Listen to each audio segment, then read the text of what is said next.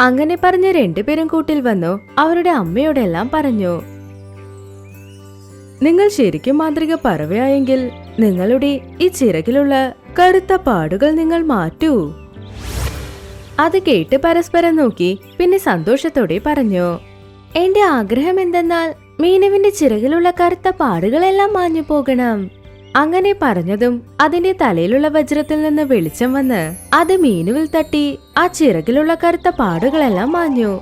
എന്റെ ആഗ്രഹം എന്തെന്നാൽ ടീനുവിന്റെ ചിറകിലുള്ള ആ കറുത്ത പാടുകളെല്ലാം ഇപ്പോൾ തന്നെ മാഞ്ഞു പോകണം.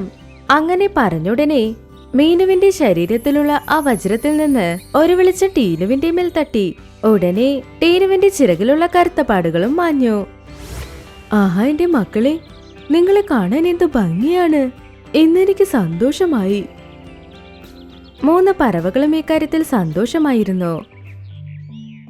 വൈകുന്നേരവുമായി എല്ലാ പറവകളും സംസാരിക്കാനായി ഒരു സ്ഥലത്ത് കൂടി.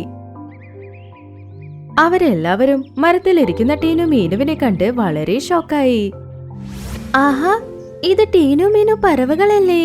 ഇവർ രണ്ടുപേരും എങ്ങനെ ഇത്ര ഭംഗിയായത്? ആഹാ, അത് മാത്രമല്ല, അവരുടെ തലയിൽ നോക്കൂ വജ്രം മിന്നുന്നത്. ആ വജ്രം മിന്നുന്നത് കൊണ്ട് അവർ എല്ലാവരെക്കാളും ഭംഗിയായി തോന്നുന്നു. അപ്പോ അവരോട് നമുക്കിപ്പോ സൗഹൃദം കൂടിയാലോ? ഇപ്പൊ നമ്മൾ അവരോട് സന്തോഷമായിരിക്കാം. ടീനു മീനു രണ്ടുപേരും ചില്ലയിലിരുന്ന് അവരെയാണ് നോക്കിയത്. എപ്പോഴാണ് അവരെല്ലാവരും ഇവരോട് വന്ന് സംസാരിക്കുക എന്നവർ കാത്തുകൊണ്ടേയിരുന്നു. അയ്യോ ഇല്ല, എനിക്ക് പേടിയാകുന്നു. അന്ന് നമ്മൾ എല്ലാവരും അവരെ ഇൻസൾട്ട് ചെയ്തില്ലേ?